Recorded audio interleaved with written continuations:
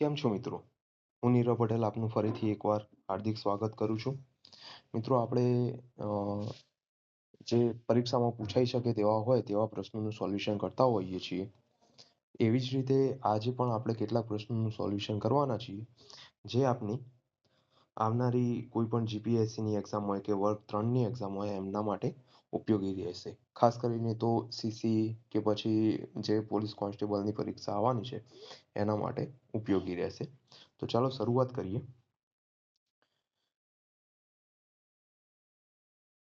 ચાલો, સૌથી પહેલો પ્રશ્ન ભૂગોળ આધારિત છે મિત્રો.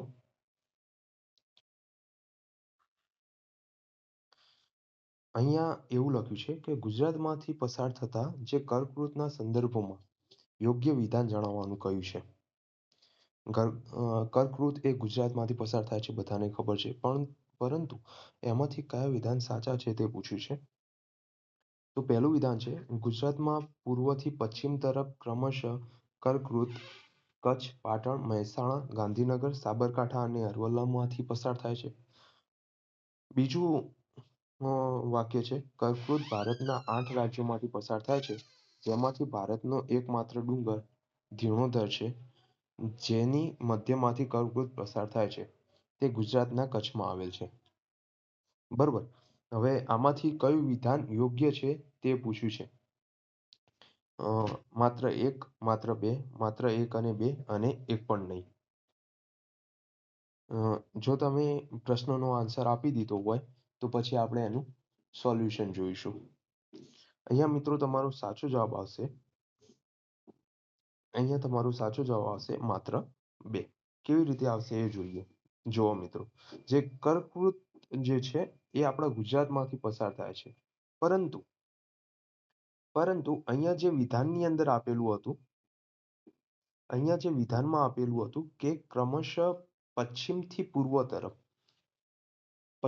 પૂર્વ તરફ એની જગ્યાએ પૂર્વથી પશ્ચિમ તરફ આપેલું હતું. એની જગ્યાએ આપણો આન્સર આવશે પશ્ચિમથી પૂર્વ તરફ. કેવી રીતે? તો જુઓ, આ ગુજરાત છે, આ બાજુ આ પૂર્વ દિશા છે અને આ પશ્ચિમ દિશા છે. બરોબર. તો પશ્ચિમથી પૂર્વ તરફ આવશે સૌથી પહેલા કચ્છ, પાટણ, મહેસાણા, ગાંધીનગર, સાબરકાંઠા અને અરવલ્લી. જો પૂર્વથી પશ્ચિમ તરફ કે તો સૌથી પહેલું અરવલ્લી હશે અને સૌથી છેલ્લું કચ્છ હશે. હવે બહુ ફેમસ સૂત્ર છે, બધાએ યાદ પણ રાખ્યું હશે કે પૂર્વથી પશ્ચિમ તરફ જેમ જઈએ એમ અરવલ્લી, સાબરકાંઠા, ગાંધીનગર, મહેસાણા, પાટણ અને કચ્છ જિલ્લો આવે છે. અને આનું સૂત્ર અ સા ગ મ પા ક. આ બધાને ખબર હશે, પરંતુ એ પૂર્વથી પશ્ચિમ તરફ છે. અહીંયા તમારો જવાબ જે માગ્યો છે એ પશ્ચિમથી પૂર્વ તરફનો માગ્યો છે. બરોબર. ઓકે. ચલો, પહેલામાં તો ખબર પડી ગઈ પહેલું વિધાન ખોટું કેમ છે. હવે બીજું વિધાન સાચું કેમ છે. તો બીજા વિધાનની અંદર શું હતું કે જે કર્કવૃત છે એ કચ્છના ધીણોધર ડુંગરમાંથી પસાર થાય છે અને એ એકમાત્ર ડુંગર છે કે જેના ઉપરથી કર્કવૃત પસાર થાય છે. તો એ સાચું વિધાન છે મિત્રો. ધીણોધર ડુંગર ઉપરથી પસાર થશે. આ ધીણોધર ડુંગર કચ્છની અંદર કઈ ધારમાં આવેલું છે? બધાને ખબર હશે કે કચ્છની અંદર 3 ધારો આવેલી છે: ઉત્તર ધાર, મધ્ય ધાર અને દક્ષિણ ધાર. ઓકે. હવે આ જે ધીણોધર ડુંગર છે એ કયા ધારમાં આવેલી છે એ તમારે કમેન્ટમાં જણાવવાનું છે. અને આ ધીણોધર ડુંગર જે છે એ કચ્છનો સૌથી ઊંચો ડુંગર છે. આ પણ યાદ રાખજો. ગોરખનાથની સમાધિ ત્યાં આવેલી છે. ઓકે. તો આ ધીણોધર ડુંગર કઈ ધારમાં આવેલો છે તે તમે જણાવજો. આ સિવાય જો તમારે જણાવવું હોય તો કચ્છનો જે ઉત્તર ધાર છે એનો સૌથી ઊંચો ડુંગર કયો છે, મધ્ય ધારનો સૌથી ઊંચો ડુંગર કયો છે અને દક્ષિણ ધારનો સૌથી ઊંચો ડુંગર કયો છે તે તમે જણાવી શકો છો. બરોબર. ઓકે. આ સિવાય જે કર્કવૃત છે એ બીજા કઈ કઈ જગ્યાએથી પસાર થાય છે. તો કે મોઢેરાનું જે સૂર્ય મંદિર છે એ મોઢેરાના સૂર્ય મંદિર ઉપરથી પણ તે પસાર થાય છે. એ એક્ઝામમાં પ્રશ્ન પૂછાયેલું છે. બરોબર. ઓકે. ચાલો હવે આગળ જોઈએ. આગળ એક બીજો પ્રશ્ન છે મિત્રો કે કંકાલ તંત્રના અભ્યાસને શું કહે છે? કંકાલ તંત્રના અભ્યાસને શું કહે છે? એનાટોમી કહેવાય, એસ્ટ્રોલોજી કહેવાય, બ્રેવોલોજી કહેવાય કે એન્થ્રોપોલોજી કહેવાય? જો મિત્રો તમે સાચો જવાબ આપી દીધો હોય તો પછી આપણે એનું સોલ્યુશન જોઈશું. તો ચાલો આપણે સોલ્યુશન જોઈએ. મિત્રો એનો સાચો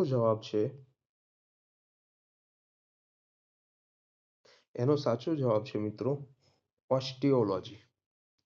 ઓસ્ટિયોલોજી ઓસ્ટિયોલોજી એટલે કંકાલ તંત્ર અને હાડકાનો અભ્યાસ કરતો અભ્યાસ મતલબ કંકાલ તંત્ર અને હાડકાનો અભ્યાસ એને ઓસ્ટિયોલોજી કહેવાય છે. આ સિવાય એનાટોમી કોને કહેવાય? તો કે સજીવોની આંતરિક શારીરિક રચનાઓનો અભ્યાસ. બરોબર, જે સજીવો જે છીએ એના જે શરીરનો આંતરિક અભ્યાસ કરીએ એના આપણે કહીશું એનાટોમી. એન્થ્રોપોલોજી કોને કહીશું? તો કે માનવ ઉત્ક્રાંતિ અને માનવ સમાજનો અભ્યાસ. જે માનવની ઉત્ક્રાંતિ થઈ એનો અભ્યાસ એને આપણે કહીશું એન્થ્રોપોલોજી. અને બ્રેવોલોજી કોને કહીશું? તો કે આથવણ અને બ્રુઇંગ પ્રક્રિયાનો અભ્યાસ. બરોબર, દારૂ અથવા બિયર બનાવવાની જે પ્રોસેસ હોય એને આપણે કહીશું બ્રેવોલોજી. તો અહીંયા તમારો સાચો જવાબ આવશે મિત્રો એસ્ટ્રોલોજી. કંકાલ તંત્ર અને હાડકાંનો અભ્યાસ એને કહેવાય ઇંગ્લિશમાં શું કહેવાય? એસ્ટ્રોલોજી. ચાલો આગળ જોઈએ. ચાલો આગળનો પ્રશ્ન જે છે એ બંધારણમાંથી પૂછાયેલો છે. સુપ્રીમ કોર્ટના મુખ્ય ન્યાયાધીશ બનવા માટે બંધારણ મુજબ ઓછામાં ઓછી કેટલી વય મર્યાદા પ્રાપ્ત કરવી આવશ્યક છે? જો તમારે સુપ્રીમ કોર્ટના ન્યાયાધીશ બનવું હોય તો ઓછામાં ઓછી કેટલી વય મર્યાદા જોઈએ? એમના ઓપ્શનમાં છે 35 વર્ષ, 30 વર્ષ, 40 વર્ષ કે બંધારણમાં નિર્ધારિત કરાયેલ નથી. જો તમે જવાબ આપી દીધો હોય તો આપણે એનું સોલ્યુશન જોઈએ. જુઓ મિત્રો, તમારો સાચો જવાબ આવશે ડી. એનો મતલબ કે બંધારણની અંદર નિર્ધારિત કરેલ નથી કે જે ભારતના જે મુખ્ય ન્યાયાધીશ હોય એ બનવા માટે એની ઓછામાં ઓછી કેટલી ઉંમર જોઈએ તો એ નિર્ધારિત કરાયેલ નથી. પરંતુ એના સિવાય ઘણી બધી એવી પોસ્ટ છે કે જેના માટે બંધારણે એક ચોક્કસ મિનિમમ એજ નક્કી કરેલી છે. વારાફરથી જોઈએ તો કે આ જે 25 વર્ષ છે એ 25 વર્ષ એના માટે જોઈએ તો કે લોકસભાનું સભ્ય બનવું હોય તમારે, મુખ્યમંત્રી બનવું હોય કે વડાપ્રધાન બનવું હોય. બરોબર, લોકસભાના સભ્ય બનવું હોય એટલે 25 વર્ષ જોઈએ. હવે જે વડાપ્રધાન છે એ લોકસભાના સભ્ય હોય છે. લોકસભા જે હોય છે લોકસભાના જે સભ્યો એમાં એ પોતાનામાંથી એક વ્યક્તિને વડાપ્રધાન તરીકે ચૂંટે છે. હવે જો લોકસભાના સભ્યો જ 25 વર્ષના હોય તો ઓબ્વિયસલી જે વડાપ્રધાન હશે એ પણ 25 વર્ષના હશે. એવી રીતે પણ તમે યાદ રાખી શકો.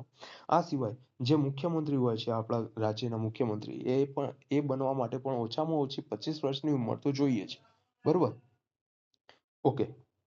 મુખ્યમંત્રી બનવા માટે 25 વર્ષ જોઈએ. હવે એનો મતલબ શું થયો? મુખ્યમંત્રી કેવી રીતે બને છે? તો કે આપણું જે વિધાનસભા છે ગુજરાતમાં ગાંધીનગરમાં તો એ વિધાનસભામાંથી મુખ્યમંત્રી વિધાનસભાના જે સભ્યો હોય છે એ પોતાનામાંથી જે ચૂંટાયેલા સભ્યો હોય છે એ પોતાનામાંથી એક વ્યક્તિને મુખ્યમંત્રી તરીકે પસંદ કરે છે. તો જો વિધાનસભાના સભ્યોની ઉંમર 25 વર્ષ હોય તો મુખ્યમંત્રીની પણ 25 વર્ષ હશે. આ રીતે પણ તમે યાદ રાખી શકો છો. ઓકે. ઓકે, ચાલો આગળ 30 વર્ષ કોના માટે જોઈએ? તો કે રાજ્યસભાના સભ્ય. જેમ અહીંયા લોકસભાના સભ્ય બનવા માટે 25 વર્ષ હતી એવી જ રીતે રાજ્યસભાના સભ્ય બનવા માટે તમારે મિનિમમ 30 વર્ષની ઉંમર જોઈએ. આ સિવાય ઘણા રાજ્યોની અંદર વિધાન પરિષદ છે. કયા રાજ્યોમાં છે? કેટલા રાજ્યોમાં છે? તે તમારે કમેન્ટમાં જણાવવાનું છે. તો ઘણા રાજ્યોની અંદર વિધાન પરિષદ છે. આપણા ગુજરાતની અંદર વિધાનસભા છે. પરંતુ અમુક રાજ્યો એવા છે કે જેમાં વિધાન પરિષદ છે. તો આ વિધાન પરિષદના સભ્ય બનવા માટે પણ 30 વર્ષની ઉંમર જોઈએ. ઓકે, ચાલો 35 વર્ષની ઉંમર કોના માટે જોઈએ? તો કે જે ઉચ્ચ હોદ્દાઓ છે. મતલબ કે ભારતના જે રાષ્ટ્રપતિ છે, ઉપરાષ્ટ્રપતિ છે અથવા તો રાજ્યના રાજ્યપાલ છે. આ બધા જે ઊંચા ઊંચા હોદ્દાવાળા જે છે એ બધા માટે 35 વર્ષની ઉંમર જોઈએ. યાદ રહેશે મિત્રો? 20 વર્ષ, 30 વર્ષ, 35 વર્ષ. ઓકે, તમારે કમેન્ટમાં એ જણાવવાનું છે કે જો પંચાયતી રાજની ચૂંટણીમાં ભાગ લેવો હોય અથવા તો ગામના સરપંચ બનવું હોય તો એના માટે મિનિમમ કેટલા વર્ષની ઉંમર જોઈએ? આ તમારે કમેન્ટમાં જણાવવાનું છે. ઓકે, ચાલો એના સિવાય શું છે તો કે સુપ્રીમ કોર્ટ અને હાઈકોર્ટના ન્યાયાધીશ માટે કોઈ લઘુત્તમ વય મર્યાદા હોતી નથી. કોઈ લઘુત્તમ વય મર્યાદા હોતી નથી. તમે કોઈ પણ વર્ષની ઉંમરે કોઈ પણ વર્ષે તમે સુપ્રીમ કોર્ટના કે હાઈકોર્ટના ન્યાયાધીશ બની શકો છો. માત્ર નિવૃત્તિની મહત્તમ વય મર્યાદા આપેલી છે મિત્રો. મતલબ જ્યારે તમે નિવૃત્ત થાઓ એ વખતની મેક્સિમમ કેટલી એજ હોવી જોઈએ ત્યારે તમે નિવૃત્ત થાઓ એ આપેલી છે આપણા બંધારણની અંદર. કઈ છે એ પણ એક્ઝામમાં પૂછાયેલો છે બહુ બધી વખતે કે સુપ્રીમ કોર્ટના મુખ્ય ન્યાયાધીશ હોય સુપ્રીમ કોર્ટના મુખ્ય ન્યાયાધીશ હોય તો એમની મહત્તમ વય મર્યાદા કેટલી છે તો કે 65 વર્ષ અને હાઈકોર્ટના મુખ્ય ન્યાયાધીશ હોય તો એમની મહત્તમ વય મર્યાદા છે 62 વર્ષ. બરોબર. ઓકે, આ બંને આઈએમપી છે 65 વર્ષ અને 62 વર્ષ. એ સિવાય આ જે વર્ષ લખેલા છે 25 વર્ષ 30 વર્ષ અને 35 વર્ષ આ પણ મોસ્ટ આઈએમપી છે. ઓકે, ચાલો યાદ રાખજો મિત્રો. ચાલો આગળ જોઈએ. આગળનો પ્રશ્ન ઇતિહાસમાંથી છે કે મરાઠા સામ્રાજ્યની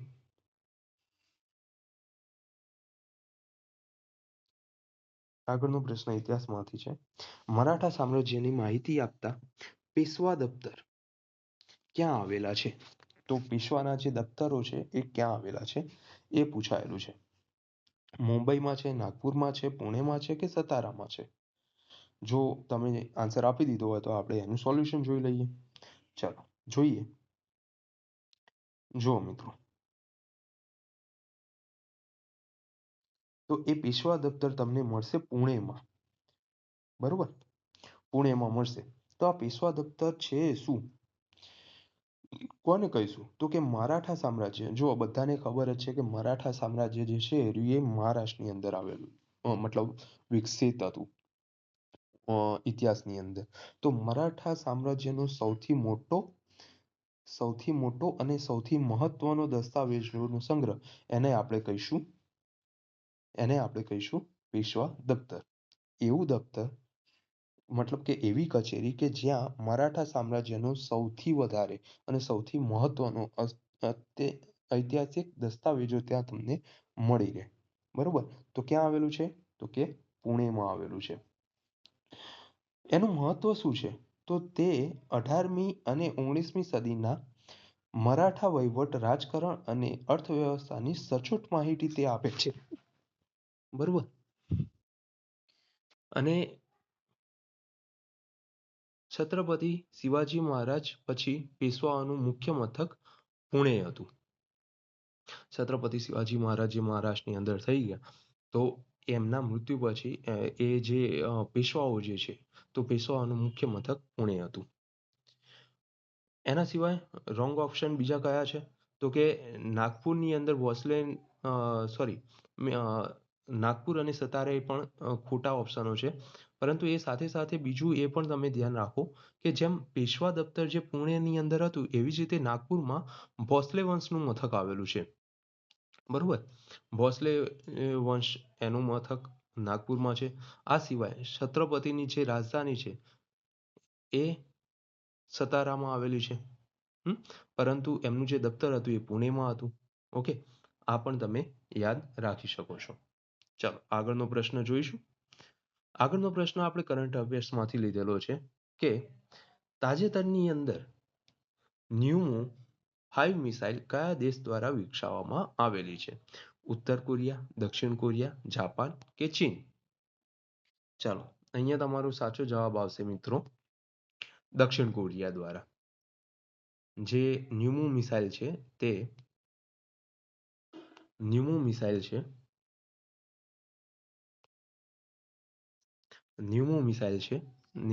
5 તે દક્ષિણ કોરિયા દ્વારા વિકસાવવામાં આવેલી છે. એનું ઉપનામ શું છે તો કે મોન્સ્ટર મિસાઇલ. આ પણ એક્ઝામમાં પૂછાઈ શકે કે જે ન્યુમો 5 મિસાઇલ છે કે જે દક્ષિણ કોરિયા દ્વારા વિકસાવવામાં આવેલી છે એનું ઉપનામ શું છે તો કે મોન્સ્ટર મિસાઇલ. એની વજનની ક્ષમતા વિશ્વની સૌથી ભારે વોરહેડ વહન કરતી ક્ષમતા છે. 8 થી 9 ટન જેટલું વજન તે ધારણ કરી શકે છે. વિશ્વનું સૌથી ભારે વોરહેડ વહન કરવાની ક્ષમતા તે ધરાવે છે. બરોબર, અને એના જ કારણે એને આપણે કહીશું મોન્સ્ટર મિસાઇલ. એનો હેતુ શું છે? તો કે ઉત્તર કોરિયાના અંડરગ્રાઉન્ડ બંકરોને નાશ કરવા. જુઓ મિત્રો, ઉત્તર કોરિયા અને દક્ષિણ કોરિયા અવારનવાર એકબીજા સાથે યુદ્ધ કરી જતા હોય છે. બરોબર, શાંતિ યુદ્ધ એમના વચ્ચે ચાલતું જ હોય છે. તો આમને મિસાઇલ શેના માટે બનાવી? તો કે ઉત્તર કોરિયાની અંદર જે અંડરગ્રાઉન્ડ બંકરો જે છે એને નાશ કરવા માટે. બરોબર, ઓકે. Maximum trap alert. નામ યુમું સાંભળીને ઉત્તર કોરિયા કે ચીન સાથે કન્ફ્યુઝ ન થવું. બરોબર, હવે જુઓ, આ ન્યુમુ એક એવો શબ્દ છે કે તમને મોસ્ટલી ચાઇનીઝ શબ્દ લાગશે, અને એના કારણે ઘણા બધા કેવું શું કરશે, તો કે એક્ઝામમાં પૂછાયેલું હોય, આપણે વાંચ્યું ના હોય તો આપણને એવું લાગે કે ભાઈ આ ચાઇનાનું કાં તો પછી ઉત્તર કોરિયાનું પણ હોઈ શકે, પરંતુ એવું નથી. આ એક દક્ષિણ કોરિયાનું મોન્સ્ટર મિસાઇલ છે. ઓકે, યાદ રહેશે. ચાલો આગળ જોઈએ. આગળનો જે પ્રશ્ન છે એ કલા અને સંસ્કૃતિમાંથી લીધેલો છે. ભવાઈના પિતા તરીકે કોણ ઓળખાય છે? બધાને ખબર છે.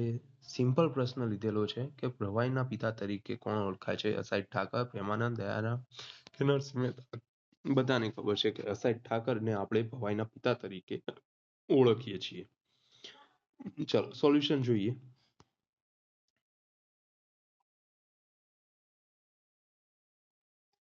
સોલ્યુશન જોઈએ તો કે અસાઈડ ઠાકર જે છે એ આપણો જવાબ આવે છે. બરોબર, ભવાઈના પિતા તરીકે ઓળખાય છે. તેમને 360 જેટલા ભવાઈના વેશ લખ્યા હતા. બરોબર, તેમાં રાવદેવ પીરનો જે વેશ છે તે સૌથી જૂનો છે. આ એક્ઝામમાં પૂછાયેલો પ્રશ્ન છે મિત્રો. સૌથી જૂનો વેશ કયો છે? રામદેવ પીરનો વેશ છે મિત્રો. અને 360 જેટલા ભવાઈના વેશ એમને લખ્યા હતા, અને આના જ કારણે અસાઈડ ઠાકરને ભવાઈના પિતા તરીકે પણ ઓળખવામાં આવે છે. પ્રેમાનંદને આખ્યાન શિરોમણી તરીકે પણ ઓળખવામાં આવે છે. આ પણ એક્ઝામમાં પૂછાયેલો છે. આખ્યાન શિરોમણી તરીકે કોણ ઓળખાય છે? તો કે પ્રેમાનંદ. અને એમને શું કર્યું હતું? તો કે માણભટ્ટની જે પરંપરા હતી એને જીવંત કરી છે. માણભટ્ટ કોને કહેવાય? તો કે એક માટલી આકારનું એક પાત્ર હોય, એને હાથમાં જે અંગૂઠી હોય, અંગૂઠીની જગ્યાએ એક પહેરવાનું એક બીજું એક સાધન હોય, આંગળી, અને એ આંગળીથી એ જે પાત્રો ઉપર ટપકારવામાં આવે, અને એનાથી જે એ એનાથી જે ધ્વનિ ઉત્પન્ન થાય એમાંથી બધાને કથા કહેવામાં આવે, અને એને જ આપણે માણભટ્ટ કહીએ છીએ. બરોબર, તો આખ્યાન શિરોમણી પણ કહેવામાં આવે છે પ્રેમાનંદને. અને આધુનિક માણભટ્ટ એક્ઝામમાં પૂછે કે આધુનિક અત્યારના માણભટ્ટ કોણ છે? તો એમાં આવશે મિત્રો ધાર્મિક લાલ પંડ્યા. બરોબર, ધાર્મિક લાલ પંડ્યા એક્ઝામમાં પ્રશ્ન પૂછાઈ ગયો છે કે આધુનિક માણભટ્ટ કોને કહેવાય છે? ધાર્મિક લાલ પંડ્યા. પહેલા તો પ્રેમાનંદ હતા. બરોબર, અને એમને જ શરૂઆત કરી હતી. ચાલો, આના સિવાય નરસિંહ મહેતાને આપણે આદિ કવિ તરીકે પણ ઓળખીએ છીએ. પ્રભાતિયા માટે જાણીતા છે ભાઈ. બરોબર, પ્રભાતિયા, નરસિંહ મહેતાના પ્રભાતિયા. પ્રભાતિયા એ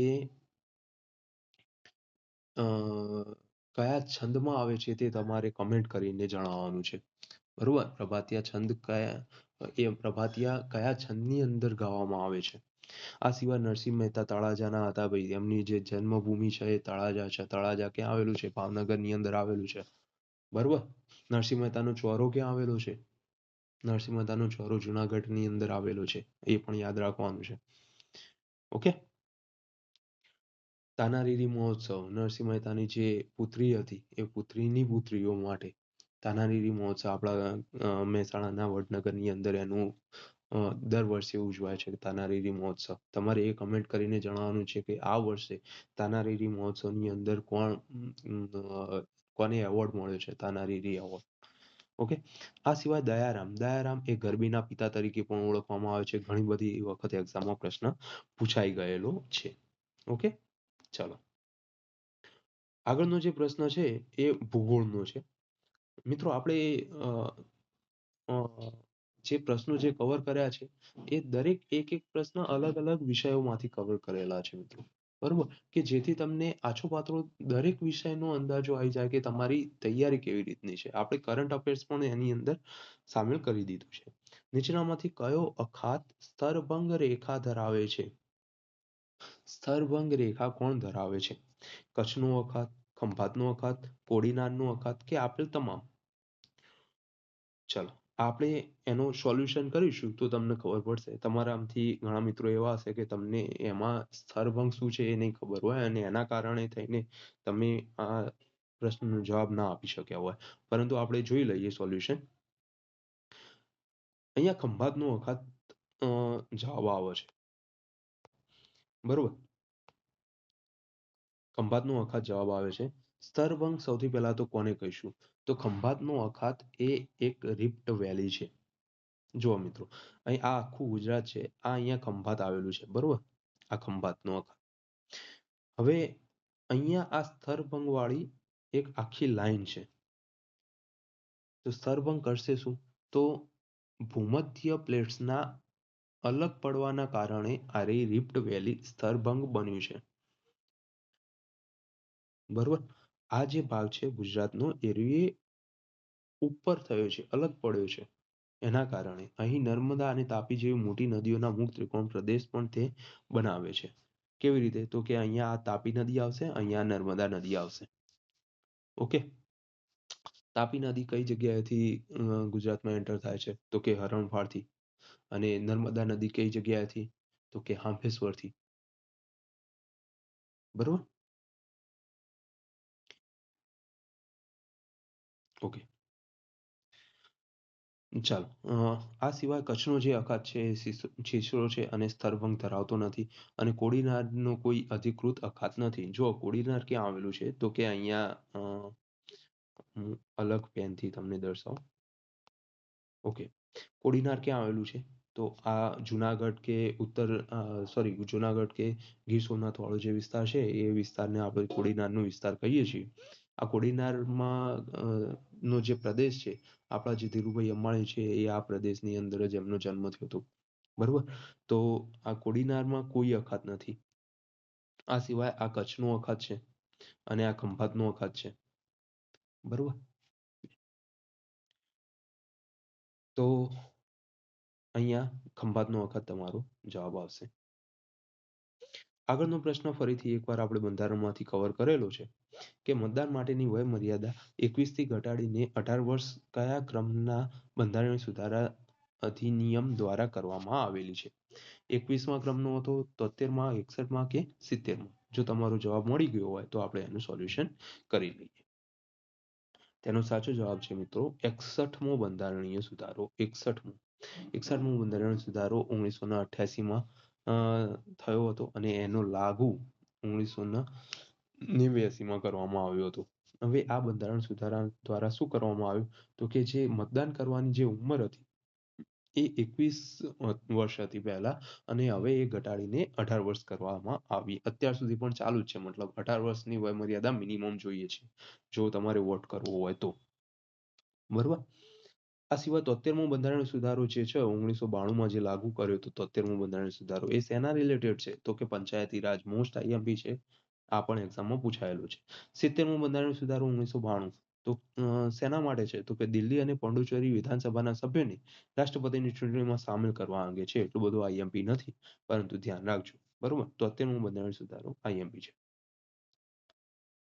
અનુચ્છેદ 326 આર્ટિકલ 326માં સુધારો કરીને વય મર્યાદા ઘટાડવામાં આવી હતી અને તે કયા વડાપ્રધાનના સમયમાં ઘટાડવામાં આવી? તો કે રાજીવ ગાંધી હતા એ વખતે.